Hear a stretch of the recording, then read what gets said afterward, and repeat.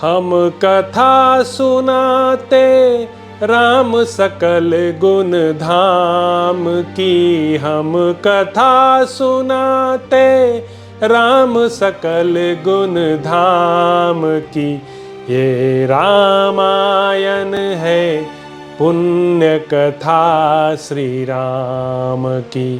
ये रामायण है पुण्य कथा श्री राम की। जम्बूदीपे भरत खंडे आर्यावर्ते भारतवर्षे एक नगरी है विख्यात अयोध्या नाम की। यह जन्म भूमि है परम पूज्य श्री राम की। यह जन्म भूमि है परम पूज्य श्री राम की। यह रामायण है पुण्य कथा श्री राम की।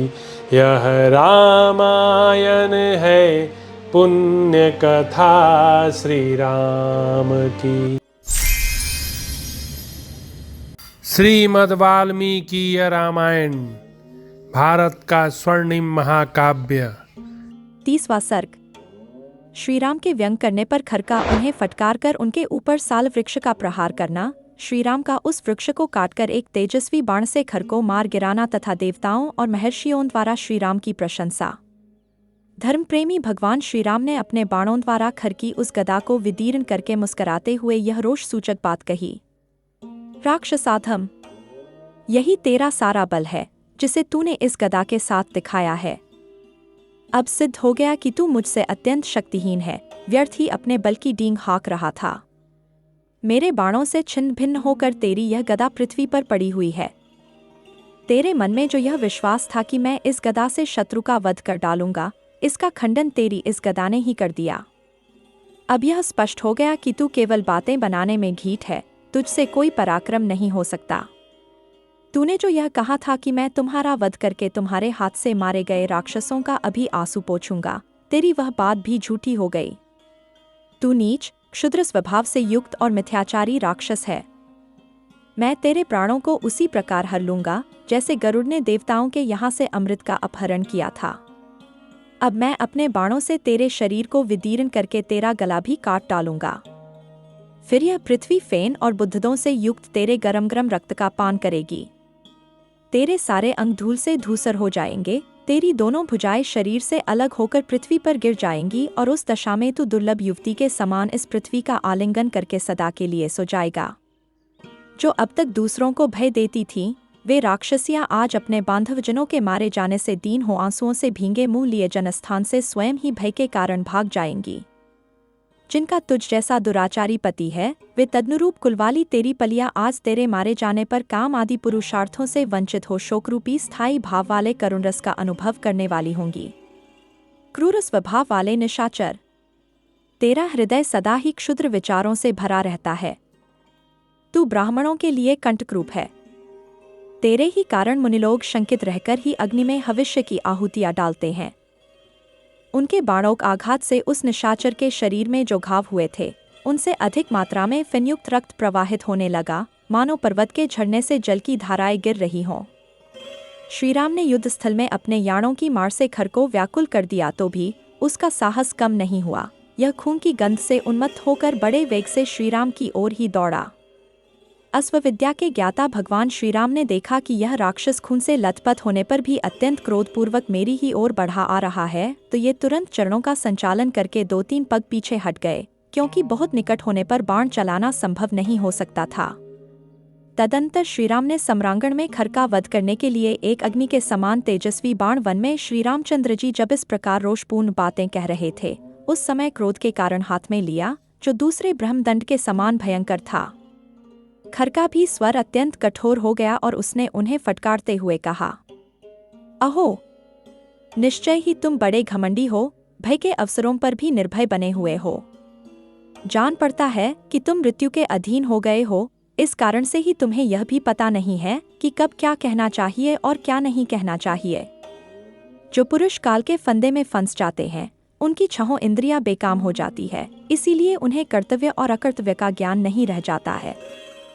ऐसा कहकर उस निशाचर ने एक बार श्रीराम की ओर भौहें तेंदी करके देखा और रणभूमि में उन पर प्रहार करने के लिए यह चारों ओर दृष्टिपात करने लगा। इतने में ही उसे एक विशाल साका वृक्ष दिखाई दिया जो निकट ही था। खर ने अपने होठों को दांतों से दबाकर उस वृक्ष को उखाड़ लिया। फिर उस महाबली निशाचर ने विकट गर्जना करके दोनों हाथों से उस वृक्ष को उठा लिया और श्रीराम पर दे मारा। साथ ही यह भी कहा, लो अब तुम मारे गए। परम प्रतापी भगवान श्रीराम ने अपने ऊपर आते हुए उस वृक्ष को बाण समूहों से काट गिराया। तेरे जैसे राक्षस कुल के लड़के सदा के लिए महानिद्रा में सो जाने पर ये दंडकवन के प्रदेश और उस समरभूमि में खर को मार डालने के लिए अत्यंत क्रोध प्रकट किया। शरणार्थियों को शरण देने वाले हो जाएंगे। वह बाण बुद्धिमान देवराज इंद्र का दिया हुआ था। धर्मात्मा श्रीराम ने उसे धनुष पर रखा और खर को लक्ष्य करके छोड़ दिया। उस महाबाण के छूटते ही वज्रपात के समान भयानक शब्द हुआ। श्रीराम ने अपने धनुष को कान तक खींचकर उसे छोड़ा था। वह खर की छाती में जा लगा। जैसे श्वेतवन में भगवान रुद्र ने अंधकासुर को जलाकर भस्म किया था, उसी प्रकार दंडकवन में श्रीराम के उस यान की आग में जलता हुआ निशाचर खर पृथ्वी पर गिर पड़ा। जैसे जैसे वृत्रासुर, फिन से नमुची और इंद्र की अश्न से बलासुर मारा गया था, उसी प्रकार श्रीराम के उस बाण से आहत होकर खर धराशायी हो गया। इसी समय देवता चारणों के साथ मिलकर आए और हर्ष में भरकर दुंदुभी बजाते हुए वहां श्रीराम के ऊपर चारों ओर से फूलों की वर्षा करने लगे। उस समय उन्हें यह देखकर बड़ा आश्चर्य हुआ था कि श्रीराम ने अपने पैने बाणों से 1.5 मुहूर्त में ही इच्छानुसार रूप धारण करने वाले खरदूषण आदि 14,000 राक्षसों का इस महास्मर में संहार कर डाला। वे बोले, हो अपने स्वरूप को जानने वाले भगवान श्रीराम का यह कर्म महान और अद्भुत है। इनका बल पराक्रम भी अद्भुत है और इनमें भगवान विष्णु की भांति आश्चर्यजनक दृढ़ता। उस समय श्रीराम के शरीर में पसीना आ गया। उनके नेत्र प्रांत रोष से रक्त वर्ण के हो गए दिखाई देती है। राक्षस, मेरे बाणों से जनस्थान में बने हुए तेरे निवास स्थान के नष्ट हो जाने पर मुनिगण इस उन्होंने सहस्रों बाणों का प्रहार करके सम्रांगण में खर को क्षत विक्षत कर दिया। वन में सब और निर्भय विचर सकेंगे। ऐसा कहकर वे सब देवता जैसे आए थे वैसे ही चले गए। तदंतर बहुत से राजर्षि और अगस्त्य आदि महर्षि मिलकर वहां आए तथा प्रसन्नतापूर्वक श्रीराम का सत्कार करके उनसे इस प्रकार बोले, रघुनंदन, इसीलिए महातेजस्वी पाकशासन पुरंदर इंद्र शरभंग मुनि के पवित्र आश्रम पर आए थे और इसी कार्य की सिद्धि के लिए महर्षियों ने विशेष उपाय करके आपको पंचवटी के इस प्रदेश में पहुंचाया था। मुनियों के शत्रुरूप इन पापाचारी राक्षसों के चद के लिए ही आपका यहाँ शुभागमन आवश्यक समझा गया था। दशरथ नंदन, आपने हम लोगों का यह बहुत बड़ा कार्य सिद्ध कर दिया। अब बड़े बड़े ऋषि मुनि दंडकारण्य के विभिन्न प्रदेशों में निर्भय होकर अपने धर्म का अनुष्ठान करेंगे। महर्षियों को सुख देने वाले अपने शत्रुहंता पति का दर्शन करके विदेहराजन दिनी सीता को बड़ा हर्ष हुआ। उन्होंने परमानंद में निमग्न होकर अपने स्वामी का आलिंगन किया। राक्षस समूह मारे गए और श्रीराम को कोई क्षति नहीं पहुंची। यह देख और जानकर जानकी जी को बहुत संतोष हुआ। प्रसन्नता से भरे हुए महात्मा मुनि जिनकी भूरी भूरी प्रशंसा कर रहे थे तथा जिन्होंने राक्षसों समुदाय को कुचल डाला था, उन प्राणवल्लभ श्रीराम का बारंबार आलिंगन करके उस समय जनकनंदिनी सीता को बड़ा हर्ष हुआ। उनका मुख प्रसन्नता से खिल उठा। 31वां सर्ग। रावण का अकंपन की सलाह से सीता का अपहरण करने के लिए जाना और मारीच के कहने से लंका को लौट आना। तदंतर जनस्थान से अकंपन नामक राक्षस बड़ी उतावली के साथ लंका की ओर गया और शीघ्र ही उस पुरी में प्रवेश करके रावण से इस प्रकार बोला, राजन, जनस्थान में जो बहुत से राक्षस रहते थे ये मार डाले गए। खर युद्ध में मारा गया। मैं किसी तरह जान बचाकर यहाँ आया हूँ। अकंपन के ऐसा कहते ही दशमुख रावण क्रोध से जल उठा और लाल आंखें करके उससे इस तरह बोला मानो उसे अपने तेज से जलाकर भस्म कर डालेगा। यह बोला, कौन मौत के मुख में जाना चाहता है? जिसने मेरे भयंकर जनस्थान का विनाश, कौन वह दुस्साहसी है जिसे समस्त लोकों में कहीं भी ठौर ठिकाना नहीं मिलने वाला आश्रम में आ गए है? मेरा अपराध करके इंद्र, यम, कुबेर और विष्णु भी चैन से नहीं रह सकेंगे। मैं काल का भी काल हूँ, आपको भी जला सकता है तथा मौत को भी मृत्यु के मुख में डाल सकता हूँ। यदि मैं क्रोध में भर जाऊं तो अपने वेग से वायु की गति को भी रोक सकता हूं तथा अपने तेज से सूर्य और अग्नि को भी जलाकर भस्म कर सकता। रावण को इस प्रकार क्रोध से भरा देख भय के मारे अकंपन की बोलती बंद हो गई। उसने हाथ जोड़कर संशयुक्त वाणी में रावण से अभय की याचना की। तब राक्षसों में श्रेष्ठ दशग्रीव ने उसे अभयदान दिया। इससे अकंपन को अपने प्राण बचने का विश्वास हुआ और वह संशय रहित होकर बोला, राक्षस राज राजा दशरथ के नवयुवक पुत्र श्रीराम पंचवटी में रहते हैं। उनके शरीर की गठन सिंह के समान है, कंधे मोटे और भुजाएं गोल तथा लंबी हैं, शरीर का रंग सांवला है। वे बड़े यशस्वी और तेजस्वी दिखाई देते हैं। उनके बल और पराक्रम की कहीं तुलना नहीं है। उन्होंने जनस्थान में रहने वाले खर और दूषण आदि का वध किया है। अकंपन की यह बात सुनकर राक्षसराज रावण ने नागराज, महान सर्प की भांति लंबी सांस खींचकर इस प्रकार कहा, अकंपन बताओ तो सही, क्या राम संपूर्ण देवताओं तथा देवराज इंद्र के साथ जनस्थान में आए हैं? रावण का यह प्रश्न सुनकर अकंपन ने महात्मा श्रीराम के बल और पराक्रम का पुनः इस प्रकार वर्णन किया, लंकेश्वर, जिनका नाम राम है, वे संसार के समस्त धनुर्धरों में श्रेष्ठ और अत्यंत तेजस्वी हैं। दिव्यास्त्रों के प्रयोग का जो गुण है, उससे भी ये पूर्णतः संपन्न है। युद्ध की कला में तो वे पराकाष्ठा को पहुंचे हुए हैं। श्रीराम के साथ उनके छोटे भाई लक्ष्मण भी हैं, जो उन्हीं के समान बलवान हैं। उनका मुख पूर्णिमा के चंद्रमा की भांति मनोहर है। उनकी आंखें कुछ कुछ लाल हैं और स्वर दुंदुभि के समान गंभीर है। जैसे अग्नि के साथ वायु हों, उसी प्रकार अपने भाई के साथ संयुक्त हुए राजाधिराज श्रीमान राम बड़े प्रयत्न हैं। उन्होंने ही जनस्थान को उजाड़ डाला है। उनके साथ न कोई देवता है, न महात्मा मुनि। इस विषय में आप कोई विचार न करें। श्रीराम के छोड़े हुए सोने की पाख वाले बाण 5 मुख वाले सर्प बनकर राक्षसों को खा जाते थे।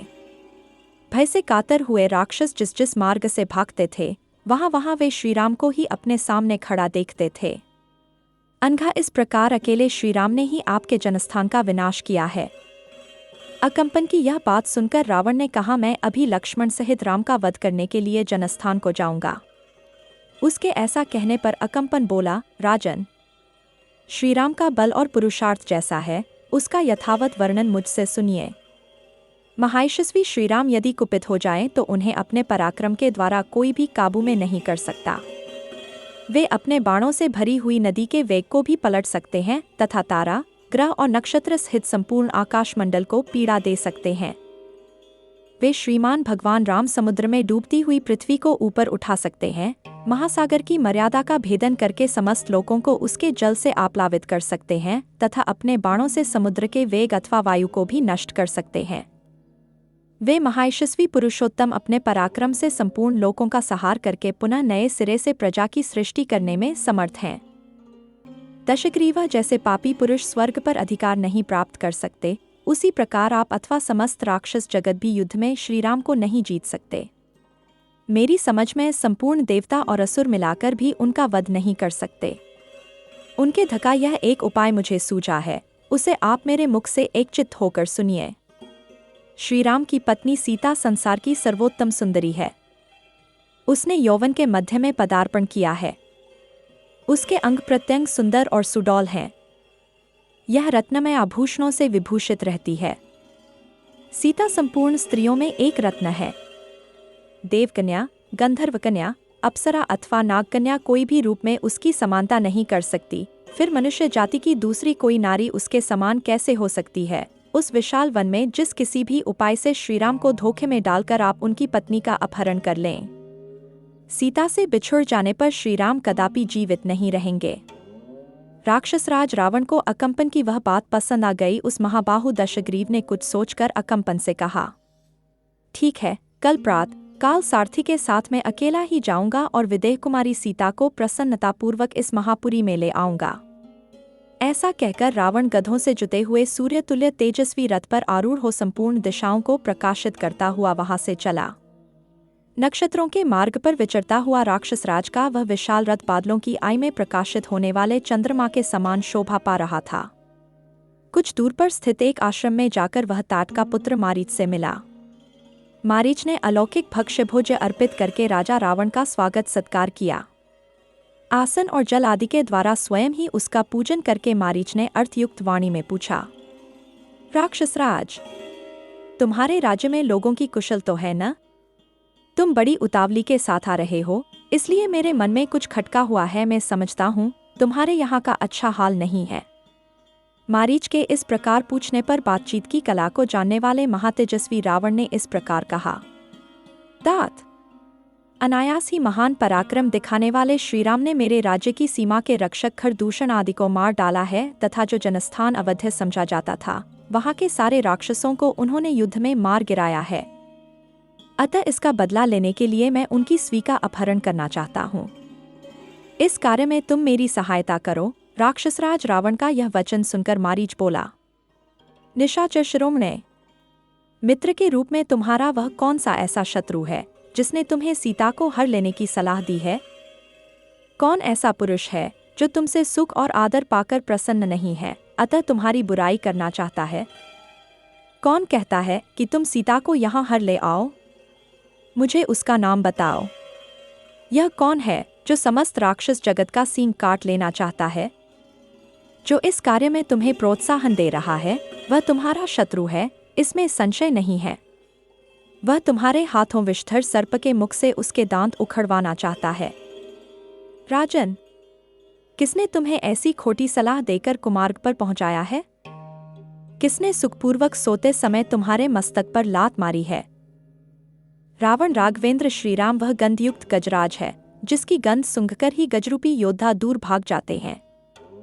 विशुद्ध कुल में जन्म ग्रहण करना ही उस राघवरूपी गजराज का शुंड दंड है। प्रताप ही मद है और सुडौल बाहे ही दोनों दांत हैं। युद्ध स्थल में उनकी ओर देखना भी तुम्हारे लिए उचित नहीं है, फिर जूझने की तो बात ही क्या है। वे श्रीराम मनुष्य के रूप में एक सिंह हैं। वह सिंह चतुर राक्षस रूपी मृगों का वध करने वाला है, बाण रूपी अंग से परिपूर्ण है तथा तलवारें ही उसकी तीखी दाएं हैं। उस सोते हुए सिंह को तुम नहीं जगा सकते। राक्षसराज श्रीराम एक पाताल तलव्यापी महासागर है। धनुष ही उस समुद्र के भीतर रहने वाला ग्राह है। भुजाओं का वेग ही कीचड़ है, बाण ही तरंगमालाएं हैं और महान युद्ध ही उसकी अगाध जलराशि है। उसके अत्यंत भयंकर मुख अर्थात पड़वानल में कूद पड़ना तुम्हारे लिए कदापि उचित नहीं है। लंकेश्वर प्रसन्न हो, राक्षसराज सानंद रहो और सकुशल लंका को लौट जाओ। तुम सदा पुरी में अपनी स्त्रियों के साथ रमण करो और राम अपनी पत्नी के साथ वन में विहार करें। मारीच के ऐसा कहने पर दशमुख रावण लंका को लौटा और अपने सुंदर महल में चला गया। इस प्रकार श्री वाल्मीकि निर्मित आर्थ रामायण आदि काव्य के अरण्यकांड में 31वां सर्ग पूरा हुआ। हम कथा सुनाते राम सकल गुण धाम की, हम कथा सुनाते राम सकल गुण धाम की। ये रामायण है पुण्य कथा श्री राम की, ये रामायण है पुण्य कथा श्री राम की। जम्बूदीपे भरत खंडे आर्यावर्ते भारत वर्षे एक नगरी है विख्यात अयोध्या नाम की। यह जन्म भूमि है परम पूज्य श्री राम की, यह जन्म भूमि है परम पूज्य श्री राम की। यह रामायण है पुण्य कथा श्री राम की, यह रामायण है पुण्य कथा श्री राम की।